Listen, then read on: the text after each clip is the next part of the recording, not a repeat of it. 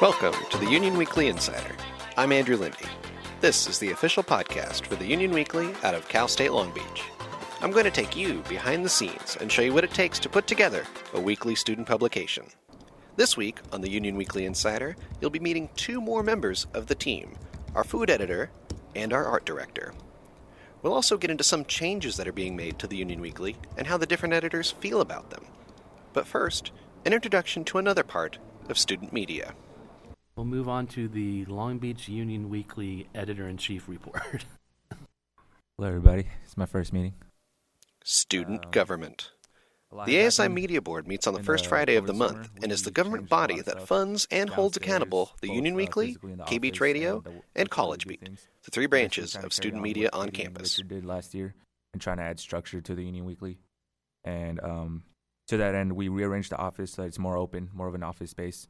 We also, thanks to the new blinds and the fact that we're opening the door, we're getting a lot more people coming in, which is really cool because that means we're going to have a lot more contributors. You can listen to past episodes for more information on my history with the Media Board. Here's a quick message from the meeting from ASI Executive Director Richard Holler. I just want to encourage all of you to get out there and recruit students for the two vacancies that we have on this board. This, as you can tell, there's a lot going on. There's a lot of potential here. We want to continue the momentum from last year. I don't want you to think that this first meeting is an indication of how this board's going to be. It will be a lot more active, a lot more participation. But surely you know people who can spare a couple of hours, on a Friday to sit in on this board. But of course, I want people who are genuinely interested in media, and have their hearts, minds on student media. So get out there and find me some people. Some things never change.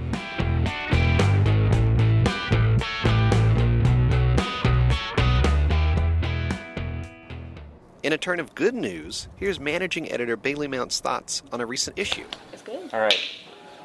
We're going to open up with Bailey's comments on the issue. No, it was good. Super excited. It was awesome. The layouts just keep getting better and better. And I get super excited every time I look at them each time. And we keep getting shorter and shorter on production time, which is super awesome. So keep up the good work, guys. Our staff is also growing. Meet our new copy editor, Sheila. Sheila, our copy editor, has some words for y'all. If y'all haven't met her, she's our copy editor. Hi. I'm new. Thank you. Much appreciated.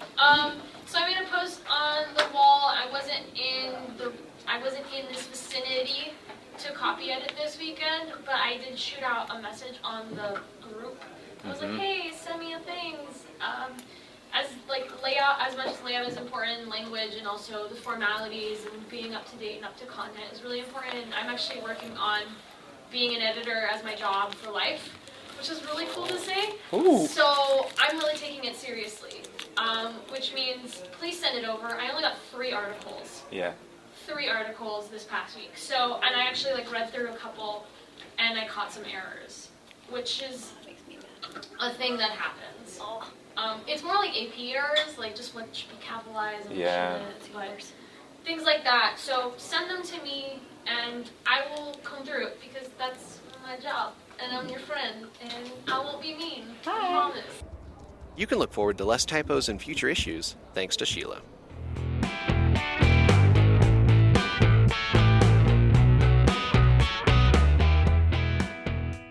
One person designs the cover of the paper and our weekly features. Art director, Sam Orihuela. I hope I'm pronouncing that correctly. How do you pronounce your last name? You know what? At this point, I don't bother. Yeah, just my professor kind of gave up. He started calling me Samantha O.O. It's easier. O. Yeah, because I have 2 O's, like 2 last names that start with O. Huh. So he's just like, you know what? I can't pronounce either. Let's just go with O.O. So I'm Samantha O.O. Sam is the art director now, but she had humble beginnings at the Union Weekly in her freshman year. I was just an assistant editor. Assistant editor. So I was basically, if anyone of the editors needed help, whether it was like taking photographs or needing help for an article, I would do that. Like, I was actually a writer back then. And I was really self-conscious about my writing because I had just, like, well, back then I had just been in the States for, like, 2 years. So I was like, yo, my English is not, like, perfect. But I was, like, kind of, like, mentored by Sierra. She was, like, the first person that I kind of, like, guided me through the whole, like, writing process. And she was really, really smart. She, like, nothing escaped her. She was honestly the only reason why back then the paper had no, like, grammar mistakes or, like, spelling mistakes and everything like that. So she was really helpful. She actually told me that my writing is not bad. So that was, like, really uplifting to hear from someone who was, like, an English major, like an OG person that knows what she's doing. So I think that helped me a lot. And then I moved up to music editor. That was when Molly was EAC. I was music editor for that whole year. And then, the next year I was just art director when Katie took over. Becoming art director was something that Sam needed some encouragement to chase after. Well, that's actually a funny story. I didn't actually consider doing that until my friend Alfred pushed me to. He was the managing editor, so he was constantly telling me, hey, you're studying industrial design. You know about this stuff, like graphic design. And I was like, well, I don't really know too much about it. I don't think I could do it. But then he kept pushing me. He kept, like, saying that I could do it. Like, Connor, the previous art director, could train me for that. And so he kept pushing me. Eventually I gave in. And he was right. I should have taken the risk, like, from the beginning. I mean, I did eventually, but it took me a while. Like, he had to push me, which I'm really grateful for. Here's a conversation between editor-in-chief Alex Ramos and Sam on production day about her job. How's it going? It's going well. Just finished the cover, I think. And it's looking good. That looks really good. Yeah. I really like it. Yeah, I was just looking on Pinterest, like, cover ideas for portraits. And most of the covers there involve, like, the big type. Like, typical Vogue cover has, like, the big Vogue on top, and then they have a face of someone, and they kind of hide it, or depending on who does it. So I try to do that, and I really like it. So I'm just hoping that it's okay to do this. Sam recently made some changes to the style and layout of the paper. I'm gonna make some changes in where the page number is, the header font, and I'm gonna kind of, like, make some templates for everyone to kind of, like, have some fun a little bit more. I think that should be easier for them. Well, I hope it is. I'm gonna make it more clean, more readable, more, I feel like the font that we use right now is called Berthold Accidents, and I feel like that's way too close to Helvetica. We need to move away from Helvetica. I mean, I have nothing against that font, but it's too American Apparel for my own taste. And I don't think we look very American Apparel-y. Sam also made some changes to Alex's intro page. A new intro page looks really nice. It looks more like an actual magazine intro page where you got your stat box on one side and then you got the little intro space on the right side. Everything's a little more spaced out. It uses the space a little bit better. I like it. It's going to be a little bit more readable. And I don't have to open up my heart as much every weekend. Most editors like the new layout and style. Actually kind of like them because, well, we do a lot with shapes. I actually love the new layout. I think Samantha, it's actually a really interesting mix of like a like retro modern type of look, because when having the top page titles flush against the columns, I thought it was really interesting. It's pretty cool. It's sleek. I really like the headline font. That's really cool. It doesn't seem like too drastic a change. Some editors, maybe, didn't really care for change. I feel like my creativity has been, like, just thrown out the window, and if I don't comply, it's gonna, things I shouldn't say, and I'm not going to, but now I'm, like, at a creative slump here. The truth is, even though I'm an editor, I'm completely, like, technologically inept, so I probably won't notice anything. That last voice was food editor Zach Phelps. Let's find out more about him.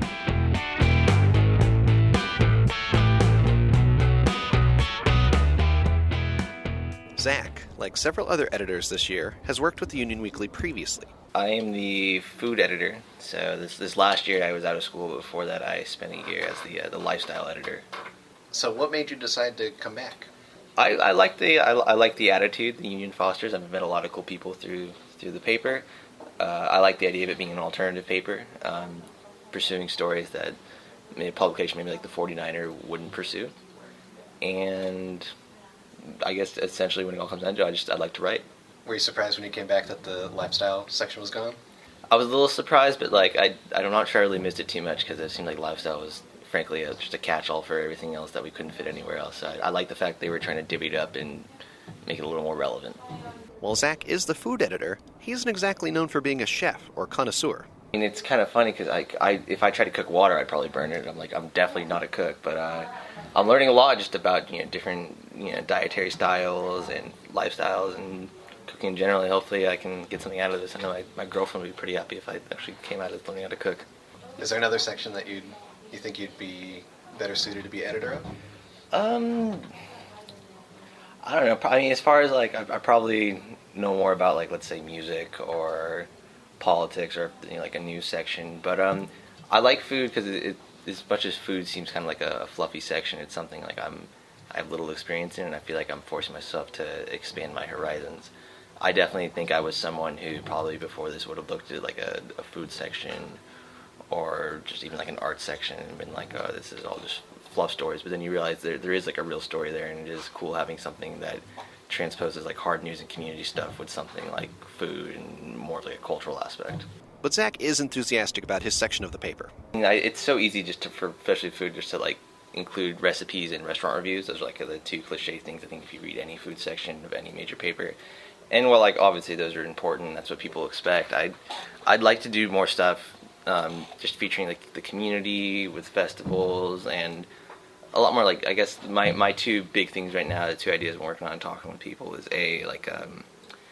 featuring more dietary styles, so where it's gluten-free, veganism, vegetarianism, paleo, or I guess breatharians, people who believe they can just live off air. I was talking to someone, they totally believed that was a real thing. So as much as I think that's really bizarre, I'd love someone to write about that.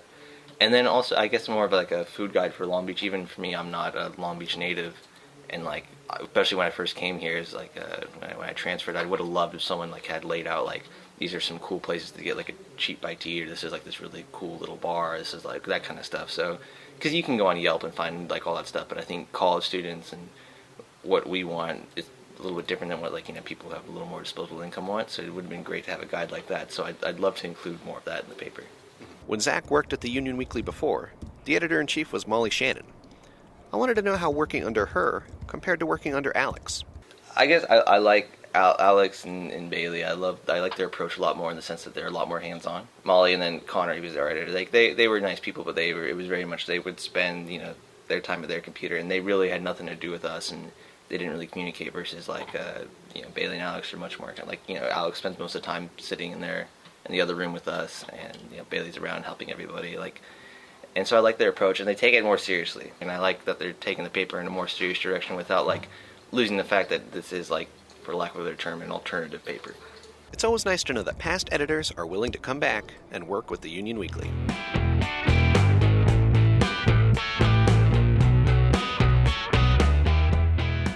Next week, we'll have a very special episode for you.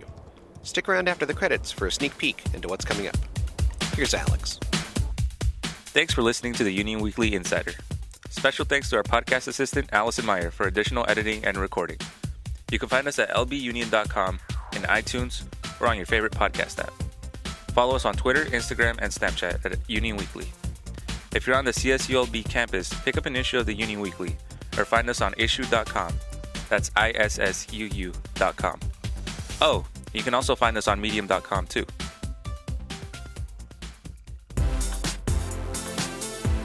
Next time on the Union Weekly Insider.